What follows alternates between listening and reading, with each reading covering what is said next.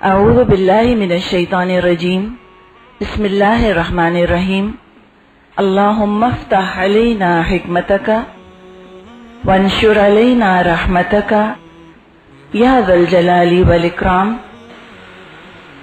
شہداء کی تدفین سے فارغ ہو کر اللہ کے رسول واپس آئے۔ راستے میں حمنہ بنت جہش سے ملاقات ہوئی۔ یہ نبی اکرم صلی اللہ علیہ وسلم کی پھوپھیزاد بہن تھیں۔ ان کے بھائی عبداللہ بن جہش کی شہادت کی خبر دی۔ انہوں نے انا للہ و انا الیہ راجعون پڑھا۔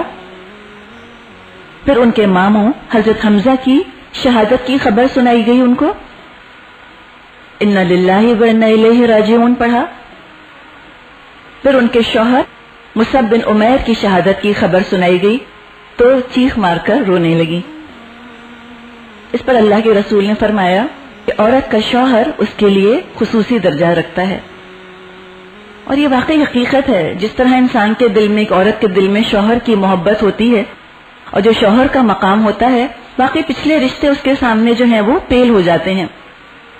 حضرت جابر فرماتے ہیں میرے والد شہید ہوئے تو میں ان کی لاش دیکھ کر رو رہا تھا۔ میری پھوپھی بھی وہاں بیٹھی تھی، وہ بھی رو رہی تھی۔ آپ نے میری پھوپھی سے فرمایا تو عبداللہ پر مت رو، کیا روتی ہے؟ اس پر تو فرشتے سایہ کیے رہے جب تک کہ ان کا جنازہ اٹھایا گیا۔ سورہ آل عمران میں غزوہ احد کے بارے میں بہت تفصیلی تبصرہ آیا ہے، اور مسلمانوں کو وہاں پر بہت سے قیمتی سبق جو ہیں وہ سکھائے گئے۔ قافلہ زندگی کا اپنا چلتا رہا۔ زندگی نارمل تو ہونی ہوتی ہے، انسان ماضی میں گزارا نہیں کر سکتا۔ شکست ہے وہ بھی ماضی کا حصہ بن جاتی ہے، اور جو فتح حاصل ہوئی ہوتی ہے وہ بھی ماضی کا حصہ بن جاتی ہے، اور یہی مسلمانوں کا طریقہ ہے۔ اسلام فارورڈ لوکنگ ہے، آگے دیکھتا ہے، بار بار پیچھے مڑ کر نہیں دیکھتا رہتا۔ پچھلی خوشیوں کو اور پچھلے غموں کو خالی سیلیبریٹ نہیں کرتا اسلام، دیکھتا ہے آگے کیا کرنے کا کام ہے۔ حضرت جابر جن کے بارے میں ہم نے پڑھا کہ ان کے والد شہید ہوئے تھے، حضرت عبداللہ یہ وہی ہے نا جنہوں نے عبداللہ بن ابی کو روکنے کی کوشش کی تھی اور کہا تھا کہ تم واپس آ جاؤ۔ حضرت جابر کے والد شہید ہو گئے۔ حضرت جابر نے اچھی عمر کی ایک عورت سے نکاح کیا، یعنی کہ اچھی بڑی عمر کی عورت سے نکاح کیا۔ حضور نے پوچھا کہ تم نے کس سے شادی کی؟ تو انہوں نے بتایا کہ ایک بڑی عمر کی عورت سے شادی کی ہے۔ تو آپ نے فرمایا کسی ینگ لڑکی سے شادی کیوں نہ کی، یعنی کہ اپنی ہم عمر سے تم نے شادی کیوں نہ کی؟ اس پر کہنے لگے میرے والد نے 9 بیٹیاں چھوڑی ہیں۔ حضرت جابر کی 9 بہنیں تھیں اور یہ ایک ہی بھائی تھے۔ تو فرماتے ہیں میں نے مناسب نہ سمجھا کہ انہی کی طرح ایک نادان لڑکی لا کر ان میں شامل کر دوں۔ وہ بھی کھلنڈری ہیں، 9 بہنیں میری، اور ایک ینگ سی بیوی لے آؤں تو پھر کیا ہوگا، مشکل ہو جائے گا معاملہ۔ تو فرماتے ہیں میں نے مناسب نہ سمجھا کہ انہی کی طرح کی نادان لڑکی لا کر ان میں شریک کروں۔ میں نے چاہا کہ ایک عورت لاؤں، یعنی کہ عمر والی سمجھدار لاؤں جو ان کی کنگھی چوٹی کرے اور ان کا خیال کرے۔ اب دیکھیے میں اس وقت یہ سوچ رہی تھی کہ کسی عورت کو آج پتا چلے کہ جو مرد مجھ سے شادی کر رہا ہے وہ اس لیے شادی کر رہا ہے کہ میں اس کی بہنوں کی دیکھ بھال کروں، کوئی کرے گی؟ ہم کہیں گے لو ہم ہی فالتو رہ گئے، آیا بنا کے رکھنا ہے ہم کو، نوکرانی سمجھ کے لے جا رہے ہیں ہمیں۔ ہم تو یہ باتیں کریں گے نا، اس لیے کہ ہم کو تو فلموں نے تصور دیا ہے کہ شادی کے بعد صرف شوہر اور بیوی ایک دوسرے کی آنکھوں میں آنکھیں ڈالے بیٹھے رہتے ہیں، بس یہی ہے کام کرنے کا، صرف مقصد آج یہ رہ گیا ہے۔ قیامت کے دن جب اللہ ہم سے پوچھے گا کہ تم نے دین کہاں سے سیکھا، ہم کہیں گے اللہ محمد علی زیبا سے سیکھا۔ فلموں میں ایسے ہی ہوتا تھا، وہ ایسے ہی تو کرتے تھے، ہمیں کیا پتا کہ قرآن دین سکھاتا تھا یا ہمیں سنت سے دین سیکھنا ہے، ہم نے تو فلموں سے سیکھا ہے جا کر سارا۔ جیسے کہ ایک عورت نے سینما ہال سے نکل کر اپنے شوہر سے کہا، بھی لطیفہ ہی ہے ظاہر ہے، اس نے کہا تم نے دیکھا کہ ہیرو ہیروئن سے کتنی پیاری پیاری باتیں کرتا ہے؟ اس کے شوہر نے کہا ہاں اس کو 10 لاکھ روپے بھی ملتے ہیں۔ تو یاد رکھیں ہم ان ریئلسٹک ہو گئے ہیں، بالکل حقیقت سے بالکل کٹ گئے ہیں، پتہ نہیں کس دنیا میں رہتے ہیں، مووی میجک میں رہتے ہیں نا ہم لوگ، اور دنیا اور حقیقت جو ہے وہ مووی میجک نہیں ہے۔ عورتیں کتنی میچور ہوتی تھیں نا، ایسی عورتیں پروڈکٹیو ہوتی ہیں معاشرے کے اندر. ڈالز قسم کی لڑکیاں جو صرف ڈال بن کے رہنا چاہتی ہیں وہ پروڈکٹیو نہیں ہوتی. یہ ہے اصل ویلیو کہ انسان کے کام آنا چاہے، کہ کوئی عورت خوشی محسوس کرے کہ ٹھیک ہے میرے آنے سے اگر کسی کی زندگی آسان ہو جاتی ہے، میں کسی کے لیے کام کر سکتی ہوں تو کیوں نہیں، وائی ناٹ، بہت اچھا ہے. تو فرمایا کہ میں نے چاہا کہ میں ایک ایسی عورت لے کر آؤں جو میری بہنوں کا خیال رکھے. آپ نے فرمایا اسبتا، کہ تو نے اچھا کیا. اب یہ دیکھیے کہ بار بار جب ہم نبی اکرم کی زندگی اور صحابہ کی زندگی دیکھتے ہیں تو نکاح اور شادی کا بڑا پریکٹیکل کنسپٹ ہمیں سامنے آتا ہے، بڑا ریئلسٹک، بہت پریگمیٹک اپروچ ہم دیکھتے ہیں. زندگی کو سموتھ چلانے کے لیے بھی شادی کی جاتی ہے تاکہ گھر میں سکون ہو، انسان ایک پروڈکٹیو اور با مقصد زندگی گزار سکے، اس کا پیس آف مائنڈ، اس کا ذہنی سکون برقرار رہے. محبت اور جذبات بھی یقیناً ایک فیکٹر ہیں، کوئی حرج نہیں کہ اگر محبت کی وجہ سے شادی کی جائے، لیکن صرف یہی ایک وجہ نہیں ہے، صرف محبت کی وجہ سے شادی نہیں ہوتی. ہاں محبت کی وجہ سے بھی ہوتی ہے، کوئی برائی نہیں، بہت اچھا ہے، لیکن واحد یہ ایک ریزن نہیں ہے، بلکہ بہت سے اور ایسے فیکٹرز اور بہت سی ایسی وجوہات ہیں کہ جن کے تحت پہلے بھی نکاح کیے جاتے تھے اور آج بھی نکاح کیے جاتے ہیں. بلا وجہ آئیڈیلسٹک ہو کر اور باقی ساری دوسری وجوہات کو کنڈیم کر دینا اور ان کو برا بھلا کہنا شروع کر دینا، اس کی ضرورت نہیں ہے. مقصد دراصل ہے کہ شادی کے بعد زندگی خوشگوار گزرے، یہ ہے شادی کا مقصد. جیسے کہ اللہ نے فرمایا ہے سورہ روم میں لِتَسْكُنُوا إِلَيْهَا، نکاح کا مقصد یہ ہے کہ تم اپنی بیوی کے پاس سکون پاؤ، اور کوئی ضروری نہیں کہ شدید عشق میں جو مبتلا ہو کر شادی کی جائے وہ باعث سکون بھی ہو. لیٹس فیس اٹ، جس کو ہم کہتے ہیں نا، ریئلسٹکلی آپ دیکھ لیں، کوئی ضروری نہیں ہے کہ آپ نے ہیڈ اوور ہیلز ان لو جس میں ہو کر آپ نے کسی سے شادی کی، کیا 100% گارنٹی ہے کہ زندگی بہت خوشگوار گزرے گی آپ کی؟ کوئی گارنٹی نہیں ہے اس بات کی. صرف فیلسیز ہیں، خواب ہیں جو ہم نے بنا لیے ہیں، عملی زندگی سے ان باتوں کا کوئی تعلق نہیں ہے. اور دراصل اسلام اس طرح کی خیالی اور وہمی دنیا سے نکال کر حقیقت کی دنیا میں لاتا ہے تو یہ شوق لوگوں سے برداشت نہیں ہوتا. بجائے کہ حقیقت کو دیکھیں وہ اسلام کو برا بھلا کہنا جو ہے وہ شروع کر دیتے ہیں. میرج آف کنوینئنس، فائدے کے لیے شادی کرنا، یہ مرد کے لیے بھی اچھا رہتا ہے اور عورت کے لیے بھی اچھا رہتا ہے. غزوہ احد میں حضرت عبداللہ بن جہش شہید ہوئے تھے. ان کی بیوہ حضرت زینب بنت خزیمہ، ان سے احد کے 1 سال کے بعد خود نبی اکرم صلی اللہ علیہ وسلم نے نکاح کیا. ان کا خطاب ام المساکین تھا، بہت جنرس خاتون تھی، مدینے کے بیواؤں، مسکینوں کی، یتیموں کی دل کھول کر مدد کیا کرتی تھیں. اللہ کے رسول کے نکاح میں آئیں. نکاح کے 3 مہینے بعد ہی ان کا انتقال ہو گیا. نبی اکرم نے خود ان کی نماز جنازہ پڑھائی اور جنت البقیع میں وہ دفن ہوئی. اب ہم یہ دیکھتے ہیں کہ احد کی ناکامی کا مسلمانوں کی ریپوٹیشن پر، مسلمانوں کی ساکھ پر بہت برا اثر پڑا. ظاہر ہونا ہی تھا وہ تو. بدر کے بعد دشمنوں پر جو ایک روب چھا گیا تھا مسلمانوں کا اور جو ایک ہیبت طاری ہو گئی تھی وہ سارا کا سارا جاتا رہا. اب ضرورت اس بات کی تھی کہ مسلمان اپنی کھوئی ہوئی ساکھ دوبارہ حاصل کریں، اپنی کھوئی ہوئی ریپوٹیشن کو دوبارہ حاصل کریں. اس سلسلے میں ایک قدم جو نبی اکرم نے اٹھایا وہ یہ کہ جو کفار کا لشکر احد کے میدان سے واپس جا رہا تھا اس کا آپ نے پیچھا کیا. ہمراہ الاسد تک آپ ان کے پیچھے گئے. اس جرأت مندانہ اقدام سے منافق اور یہودی سب حیران رہ گئے. اگر آپ ایسا نہ کرتے، آپ ابو سفیان کے لشکر کا پیچھا نہ کرتے، آگے جا کر خیال آیا تھا کفار کو کہ ہم کیوں نہ واپس مدینے کی طرف پلٹ کر چلیں اور ہم مدینے کا صفایا کر دیں. اس لیے کہ مسلمانوں کی فوج تو جس ارے میں تھی نا تتر بتر ہوئی ہوئی تھی.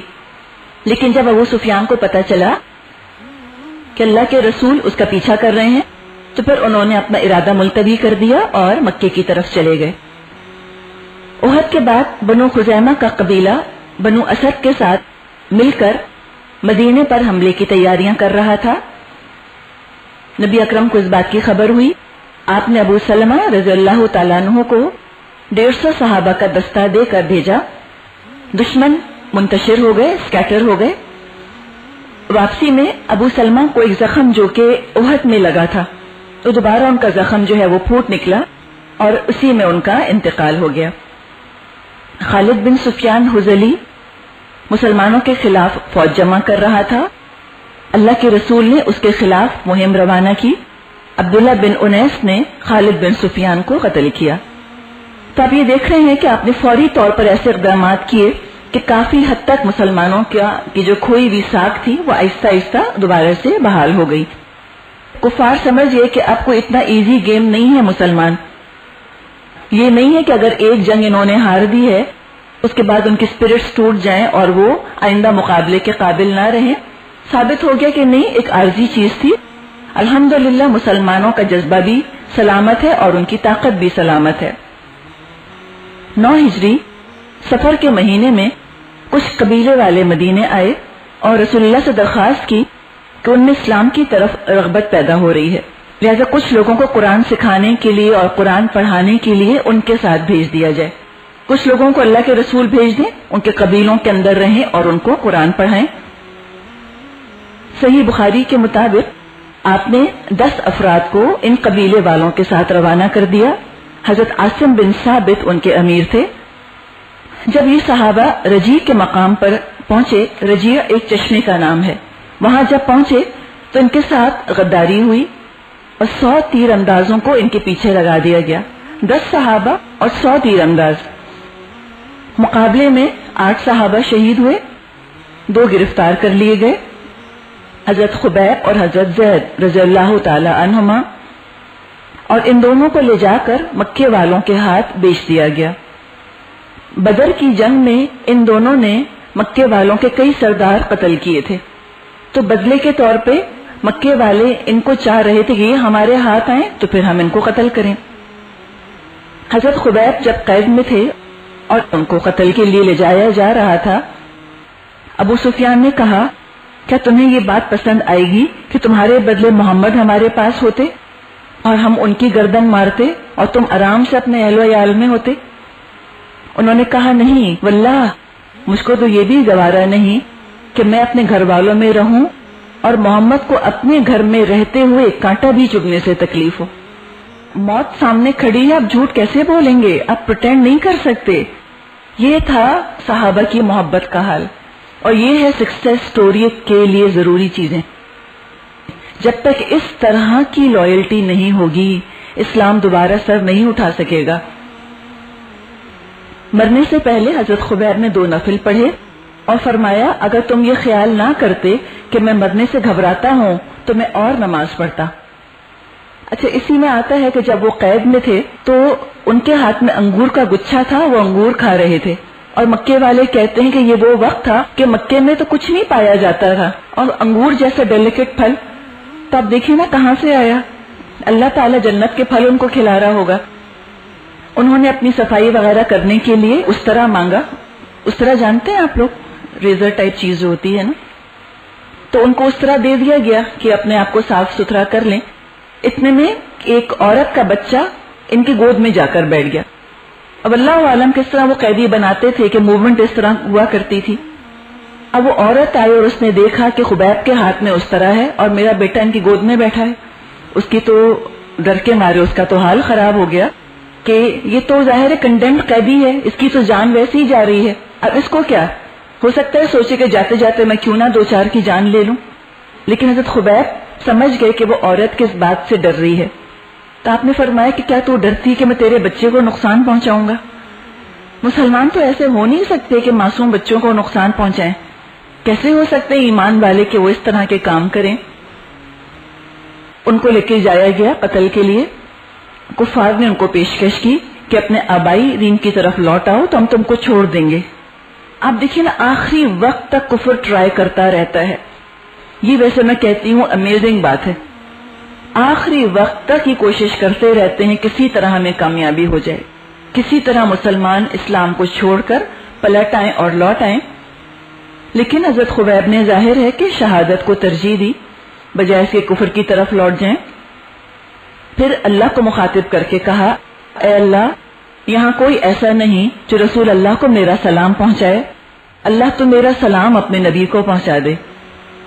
نبی اکرم صحابہ کے ساتھ بیٹھے ہوئے تھے، آپ پر وحی کی کیفیت طاری ہوئی، سر اٹھایا، پھر آپ نے سلام کا جواب دیا اور فرمایا جبریل خبیب کا سلام لے کر حاضر ہوئے ہیں۔ کفار کے درمیان 40 لڑکے ایسے تھے جن کے باپ بدر کی جنگ میں مارے گئے تھے۔ کفار نے ہر لڑکے کے ہاتھ میں ایک نیزہ دے دیا اور کہا کہ تم اپنا اپنا بدلہ لے لو۔ وہ آتے تھے اور حضرت خبیب کو نیزوں سے مارتے رہتے تھے، یعنی کہ ٹارچر کرتے رہتے تھے، لیکن جان سے نہیں مارا، ان کو زخمی کرتے رہے۔ اسی طرح زخموں سے چور چور وہ 1 گھنٹے زندہ رہے اور 1 گھنٹے تک وہ مسلسل کلمہ شہادت پڑھتے رہے۔ اس کے بعد عقبہ بن حارث نے ان کو قتل کیا۔ کہ اتنی دیر کی ٹارچر آپ دیکھیے، کتنی دیر ان کو ٹارچر کیا گیا، اس کے بعد وہ شہید ہوئے۔ قتل سے پہلے انہوں نے اللہ سے فریاد کی، اللہ، لوگ میرے ارد گرد اکٹھے ہیں، اپنی عورتوں اور بیٹوں کو بھی لائے ہیں، تماشا بنایا ہوا تھا، میں اپنی بے بسی کا شکوہ اور قتل گاہ کی آفتوں کی فریاد اللہ ہی سے کرتا ہوں۔ اے عرش والے، میرے خلاف دشمنوں کے جو ارادے ہیں اس پر مجھ کو صبر دے، انہوں نے مجھ کو بوٹی بوٹی کر دیا ہے، انہوں نے مجھے کفر کا اختیار دیا ہے، حالانکہ موت اس سے کمتر اور آسان ہے کہ میں کفر میں لوٹ جاؤں، یہ تو اتنا برا ہے، اس سے تو موت آسان ہے میرے لیے۔ جس مہینے رجی کا واقعہ پیش آیا، اسی مہینے بئر معونہ کا واقعہ بھی پیش آیا جو رجی سے زیادہ المناک تھا۔ عامر بن مالک مدینے آیا، آپ نے اس کو اسلام کی دعوت دی، اس نے اسلام قبول نہیں کیا لیکن انکار بھی نہیں کیا، اور کہا کہ اہل نجد کے پاس کچھ لوگوں کو بھیج دیجئے جو ان کو اسلام کی دعوت دیں۔ رسول اللہ نے خدشہ ظاہر کیا کہ مجھے اپنے صحابہ کے متعلق اہل نجد سے خطرہ ہے، میں ڈرتا ہوں کہ نقصان نہ پہنچائیں۔ اس شخص نے کہا کہ وہ میری امان میں ہوں گے۔ آپ نے بہترین 70 قاریوں کو اس کے ساتھ روانہ کیا۔ یہ آپ کے ہینڈ پکڈ لوگ تھے، آپ کے اپنے ٹرینڈ لوگ تھے، اصحاب صفہ میں سے تھے یہ لوگ، بہترین دین کا علم رکھنے والے، اللہ کے رسول کی صحبت اٹھائے ہوئے۔ یہ لوگ دن میں جنگل میں لکڑیاں کاٹتے اور یہ لکڑی بیچ کر اہل صفہ کے لیے غلے کا انتظام کرتے، پڑھتے پڑھاتے دین کی تعلیم حاصل کرتے اور رات کو عبادت کیا کرتے تھے۔ آپ سوچیں کتنے یونیک، کس قدر غیر معمولی یہ لوگ ہوں گے۔ ان لوگوں میں عامر بن فہیرہ بھی شامل تھے۔ یاد ہے آپ کو عامر بن فہیرہ کون تھے؟ وہ جو حضرت ابو بکر کے غلام تھے، جو بکریاں چراتے ہوئے لے جاتے تھے غار حرا میں اور بکریاں پھر واپس لے کر آتے تھے۔ یہ وہ چرواہوں کو اللہ تعالیٰ نے کیا درجہ دے دیا اور سردار کیسے محروم چلے گئے۔ جب یہ لوگ معونہ کے کنویں پر پہنچے، معونہ ایک کنویں کا نام ہے، وہاں پڑاؤ ڈالا۔ یہاں پر اسیہ، رکوان اور ریل، ان 3 قبیلوں کو عامر بن طفیل نے صحابہ پر حملہ کرنے کے لیے آمادہ کیا۔ انہوں نے آ کر صحابہ کا محاصرہ کر لیا، گھیر لیا۔ جواب میں انہوں نے لڑائی کی۔ حضرت انس رضی اللہ تعالیٰ عنہ کے ماموں بھی اس میں شامل تھے، حضرت حرام بن ملحان۔ ان کو پیچھے سے ایسا نیزہ لگا کہ جو ان کے آر پار ہو گیا۔ جب انہوں نے خون دیکھا تو خون لے کر اپنے چہرے پر اور سر پر لگایا اور کہا کہ اللہ اکبر، فزتو ورب الکعبہ، اللہ اکبر، کعبہ کے رب کی قسم، میں تو کامیاب ہو گیا، میں نے تو اپنی مراد پا لی۔ اب آپ یہ دیکھیے، عین موت کے وقت یہ بات عام انسان نہیں کہہ سکتا۔ یہ تو وہی کہہ سکتا ہے کہ جس کے ذہن پر یہ گرفت اتنی مکمل ہو چکی ہو کہ سوتے جاگتے اٹھتے بیٹھتے اس کا دھیان اپنے رب کی طرف لگا رہے، وہی ریفلیکسولی اس وقت یہ بات کہہ سکتا ہے۔ یہ سوچ سمجھ کر کہا ہوا جملہ نہیں ہے، کوئی پری پلان تھوڑی بولا گیا، یہ تو ریفلیکس ایکشن کے طور پر، جیسے ہم اف کہہ دیتے ہیں، اس طرح یہ انہوں نے کہا کہ فزتو ورب الکعبہ، کہ رب کعبہ کی قسم، میں تو اپنی مراد کو پہنچ گیا۔ سب کے سب شہید کر دیے گئے، 70 کے 70 شہید کیے گئے۔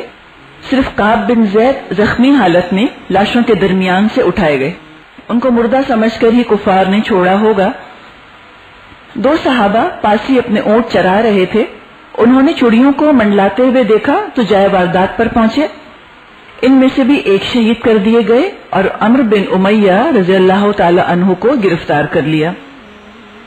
जो अल्लाह का दुश्मन आमिर बिन तुफैल था, उसने एक लाश के बारे में अम्र बिन उमैया से पूछा कि बताओ ये किसकी लाश है।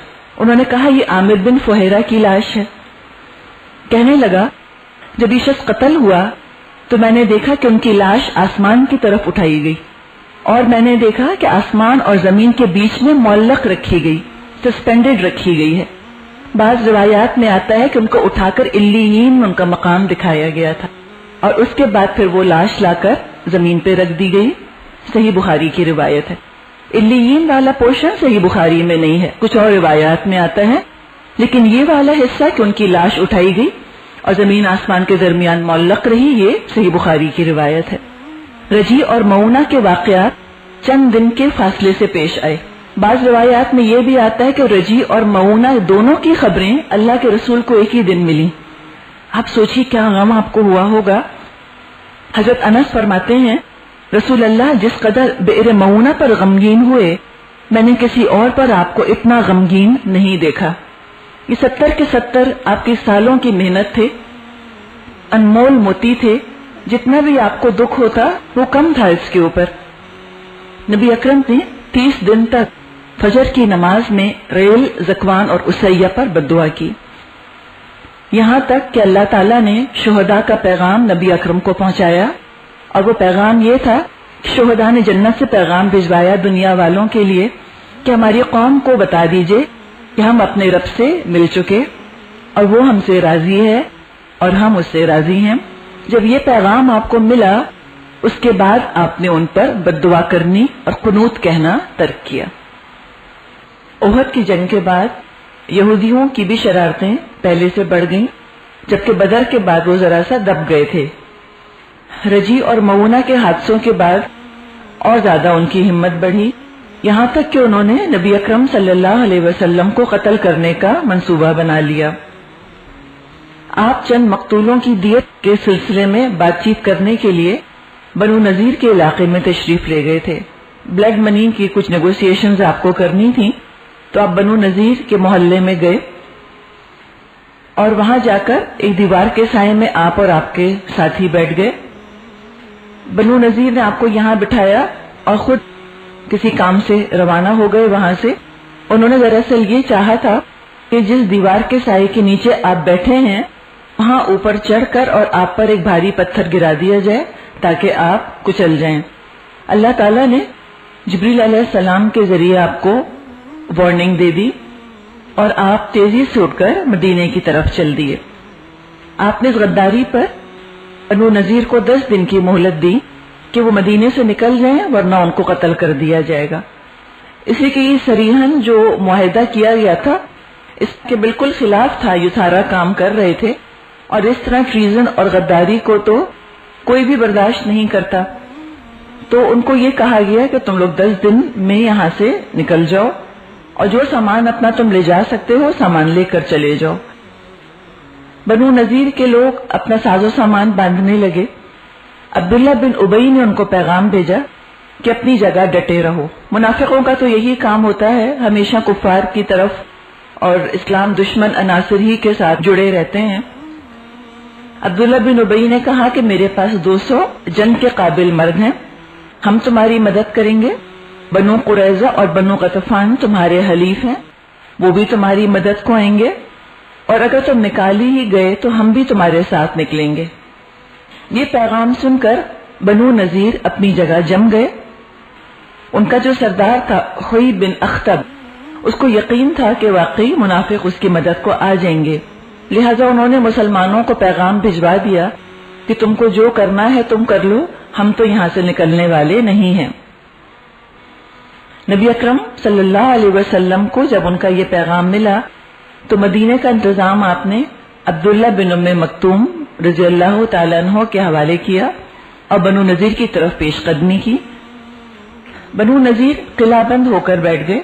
इनके अपने किले, अपनी गढ़ियां हुआ करती थीं और वहां से उन्होंने तीर और पत्थर मुसलमानों पर बरसाने शुरू करे। اچھا، مسلمانوں کے اور ان کے درمیان کچھ کھجوروں کے باغات تھے. اب وہ کھجوروں کے باغ ان کی ایڈوانٹیج کا کام دے رہے تھے، یعنی کہ یہودیوں کی. ان کو فائدہ ہو رہا تھا کہ وہ تو مسلمانوں پر حملہ کر بھی سکتے تھے اور مسلمانوں کو دیکھ سکتے تھے، لیکن مسلمانوں کے لیے مشکل ہو رہا تھا. وہ بنو نذیر کے خلاف ایکشن نہیں لے پا رہے تھے صحیح طریقے سے، اس لیے کہ بیچ میں کھجور کے باغات تھے. تو نبی اکرم صلی اللہ علیہ وسلم نے ان کھجوروں کے درختوں کو کاٹنے کا حکم دیا. بنو نذیر مدد کا انتظار کرتے رہے، لیکن بنو قریظہ الگ رہے. عبداللہ بن ابی نے وعدے کی خلاف ورزی کی. بنو غطفان بھی مدد کو نہ آئے. تو کچھ دن محاصرہ رکھنے کے بعد ان کا حوصلہ ٹوٹ گیا اور انہوں نے رسول اللہ کو پیغام بھجوایا کہ ہم مدینے سے نکلنے کو تیار ہیں. آپ نے فرمایا اسلحہ کے علاوہ جتنا ساز و سامان تم لے جا سکتے ہو لے جاؤ. اس پر انہوں نے اپنا سارا سامان 600 اونٹوں پر لادا، یہاں تک کہ اپنے گھروں کے دروازے اور کھڑکیاں تک اکھاڑ کر وہ لے گئے. مدینے سے نکل کر ہوئی بن اخطب خیبر کی طرف جا کر بس گیا اور یہودیوں کی ایک جماعت شام کی طرف سریا کی طرف چلی گئی اور وہاں جا کر بس گئی. اس موقع پر سورہ حشر نازل ہوئی اور اس صورتحال پر تبصرہ سورہ حشر میں موجود ہے. بنو نذیر کے باغات اور جو ان کی زمین مسلمانوں کے ہاتھ آئی، اس میں کوئی ایکٹیو جنگ تو نہیں ہوئی تھی، یعنی کہ باقاعدہ فوج کشی تو نہیں ہوئی تھی، بلکہ ایک محاصرہ ہوا تھا اور محاصرے کے نتیجے میں بنو نذیر کے باغات اور زمینیں مسلمانوں کے ہاتھ آ گئے. تو لہٰذا یہ جو مال ہاتھ آیا یہ مال غنیمت کی کیٹیگری میں نہیں گیا کہ جو کہ 5 حصوں میں تقسیم ہوتا اور اس کا خمس اللہ اور رسول کے لیے نکالا جاتا، بلکہ اس کو ایک الگ نام دیا گیا، وہ ہے مال فے. یہ مال فے قرار پایا اور اس کے احکامات مال غنیمت سے مختلف ہیں اور اس کا بھی بیان سورہ حشر میں موجود ہے. اس مال میں نبی اکرم کو اختیار تھا کہ جس طرح چاہیں آپ اس مال کو استعمال کریں، یعنی کہ جو مال غنیمت کے خمس کا استعمال ہوتا تھا وہ مال فے سارے کا سارا اسی طرح استعمال ہوتا تھا. آپ نے مہاجرین میں اس مال کو تقسیم کیا، اس لیے کہ وہ ابھی تک انصار پر ڈیپینڈنٹ تھے، ایک بوجھ تھے. تو انصار کا بھی فائدہ اسی میں تھا کہ مہاجرین انڈیپینڈنٹ ہو جائیں اور مہاجروں کا بھی اس میں فائدہ تھا. اور یہ کام آپ نے انصار اور مہاجرین کے صلاح مشورے سے کیا. سب کا جب اس بات پر اتفاق ہو گیا تو پھر آپ نے اس فیصلے پر عمل کیا. ایک چھوٹا سا ٹکڑا آپ نے اپنے لیے رکھا. اس سے ازواج کا سال بھر کا آپ خرچہ نکالا کرتے تھے، اس لیے کہ آپ کا اب گھرانہ بڑھتا چلا جا رہا تھا. آپ کی بیویاں تعداد میں زیادہ ہو گئی تھیں، ان کے نفقے کی ذمہ داری آپ ہی کے اوپر تھی. حضرت ابن عباس سورہ حشر کو سورہ بنی نذیر کہتے تھے کہ یہ تو اتری ہی ان کے بارے میں ہے. شوال 4 ہجری میں آپ نے ابو سلمہ کی بیوہ ام سلمہ رضی اللہ تعالی عنہ سے نکاح کیا. نکاح کا پیغام سن کر انہوں نے نبی اکرم سے فرمایا کہ میری عمر 30 سال ہو چکی ہے، اور کہا کہ میرے بچے ہیں اور میری طبیعت میں رقابت بہت زیادہ ہے، انوی ہے اور جیلسی ہے. مراد ان کی یہ تھی کہ اتنی ساری بیویوں کے ساتھ میرا گزارا کیسے ہوگا. ان کے 2 بیٹے اور 2 بیٹیاں تھیں. تو آپ نے فرمایا کہ جہاں تک عمر کا تعلق ہے تو میں تم سے بڑا ہوں، بچوں کا جہاں تک معاملہ ہے تو میں تمہارے بچوں کا خیال رکھوں گا، اور رقابت کی تم نے جو بات کی تو اس کے لیے میں اللہ سے دعا کروں گا کہ رقابت تمہارے دل سے نکل جائے یا کم از کم ہو جائے. نکاح کے بعد وہ زینب بنت خزیمہ کے گھر میں لائی گئیں. آپ کو یاد ہوگا کہ یہ زینب بنت خزیمہ سے اللہ کے رسول نے نکاح کیا تھا، پھر ان کا انتقال ہو گیا تھا. اب پھر ہم ایک بات دیکھتے ہیں اپنے معاشرے کے پس منظر میں کہ اس طرح تو ہم کبھی اپنی بیٹی کو رخصت کر کے ایسے گھر میں نہ بھیجیں. ہمیں ہمیشہ وہم رہے کہ اوہو یہاں تو ایک مر گئی تھی. ہم یہ سمجھتے ہیں کہ اگر کسی کا انتقال ہو گیا تو وہ گھر ہی منحوس ہو گیا، نعوذ باللہ. تو اسلام میں اس طرح کے توہمات کی اور وہموں کی تو کوئی گنجائش نہیں ہے. وہ گھر تھا، حجرہ، گھر کیا یعنی کہ حجرہ تھا، ایک کمرہ تھا، وہ خالی تھا. تو آپ رخصت کرا کے ام سلمہ کو وہاں لے گئے اور بہت اچھا بسی اس گھر کے اندر، خوش رہی. بہت سخی خاتون تھی، کوئی سائل ان کے گھر سے کبھی خالی ہاتھ نہ جاتا تھا. کچھ بھی گھر میں نہیں ہوتا تو کنیز سے کہتی تھی کہ ایک کھجور اس کے ہاتھ پہ رکھ دو. فہم میں اور ذہانت میں حضرت عائشہ کے بعد ان کا نمبر دوسرا آتا ہے، ام سلمہ کا. ان سے 378 احادیث مروی ہیں. علامہ ابن قیم فرماتے ہیں کہ ام سلمہ کے فتووں کو جمع کریں تو ایک چھوٹی سی کتاب تیار ہو جائے. فتویٰ دینے کے لیے تو ذہانت اور علم چاہیے ہوتا ہے، وہ سب ان کے پاس وافر مقدار میں موجود تھا. قرآن کی قرأت بہت عمدہ کرتی تھیں اور نبی اکرم صلی اللہ علیہ وسلم کے طرز پر کیا کرتی تھیں، انہی سے ملتا جلتا انداز تھا. 63 ہجری یعنی کہ 63 ہجری میں 84 سال کی عمر میں 84 ایئرز کی ایج میں ان کا انتقال ہوا. سن 5 ہجری میں نبی اکرم صلی اللہ علیہ وسلم کے اپنے خاندان میں ایک مسئلہ کھڑا ہوا. آپ نے اپنے منہ بولے بیٹے کا نکاح اپنی پھوپھی زاد بہن حضرت زینب بنت جہش سے کیا تھا. قریش کے بہت اعلیٰ خاندان سے تھیں، جبکہ حضرت زید بن حارثہ وہ بہرحال غلام تھے. حالانکہ ان کا اپنا خاندان اعلیٰ خاندان تھا، لیکن جس حال میں وہ مکے میں پائے جاتے تھے وہ تو غلام کی حیثیت ہی سے تھے. اور جو بھی اس زمانے کا کلاس سسٹم تھا، اسلام نے اس کو ختم کرنے کی بھرپور کوشش کی. اور ہم یہ بھی کہہ سکتے ہیں کہ یہ اس طرح نبی اکرم صلی اللہ علیہ وسلم کا اپنے غلام سے اپنی پھوپھی زاد بہن کا نکاح کرنا ایک بہت پروگریسو سٹیپ تھا.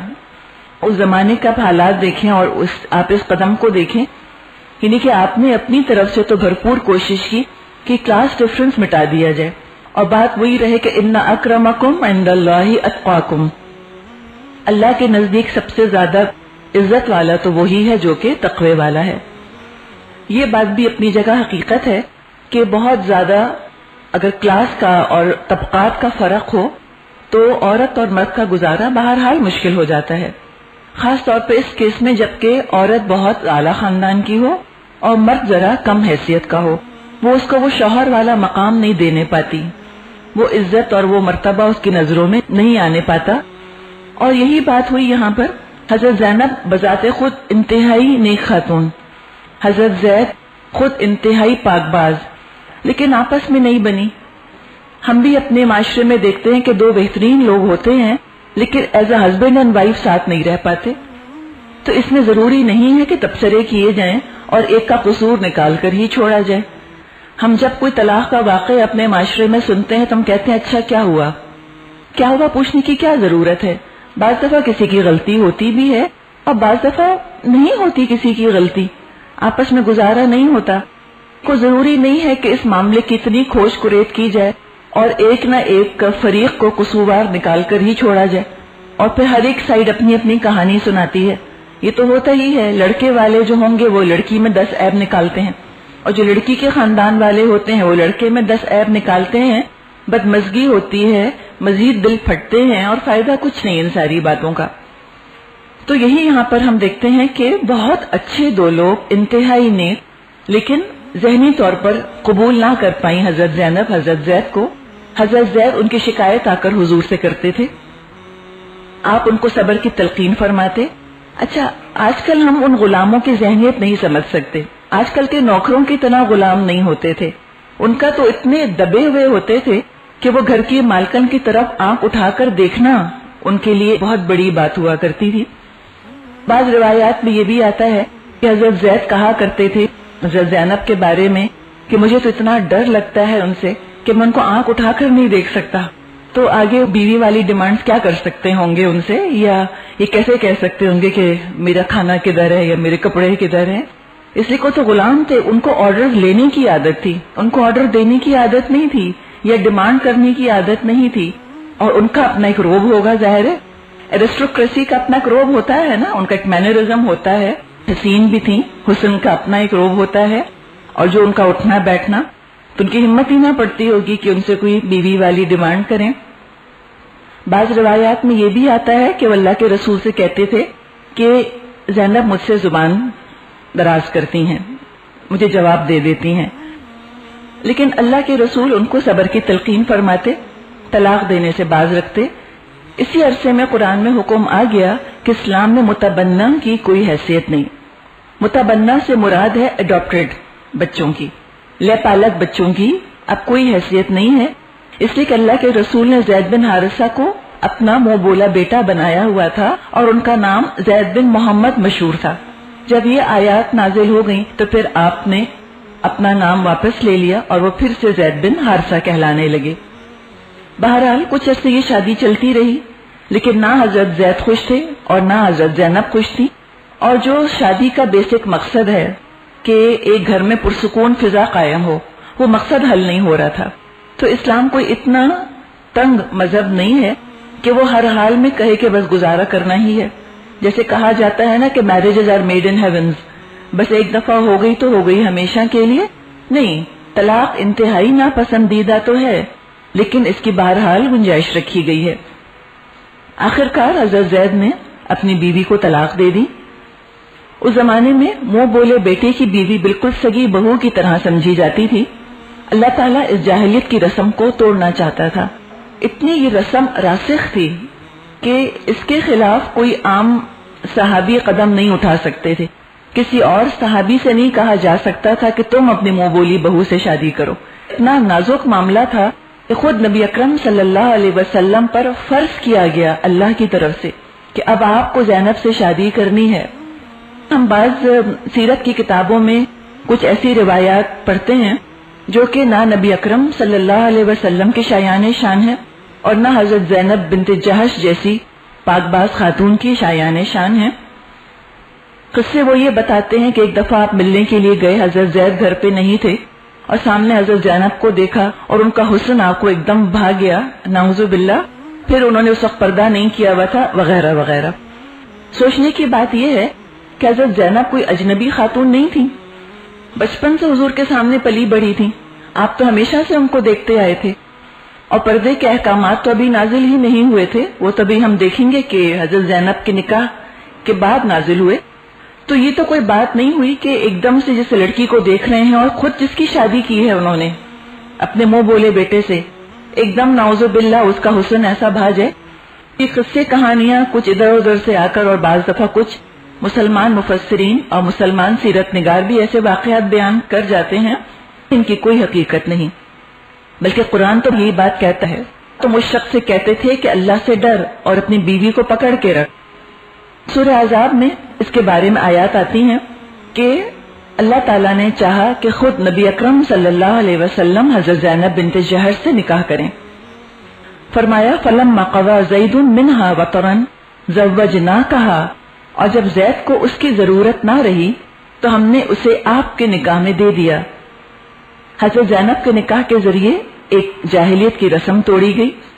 اسی موقع پر حجاب کی آیات نازل ہوئی جو سورہ احزاب میں موجود ہیں، اور پردے کا رواج مسلمان معاشرے میں ہوا۔ اللہ تعالیٰ نے خود ان کا نکاح وحی کے ذریعے سے کیا، اور وہ اپنی فضیلت باقی ازواج پر جتایا کرتی تھیں۔ اس معاملے میں وہ کہتی تھیں کہ تمہارا نکاح تمہارے والدین نے کیا اور میرا نکاح تو خود اللہ نے کیا ہے۔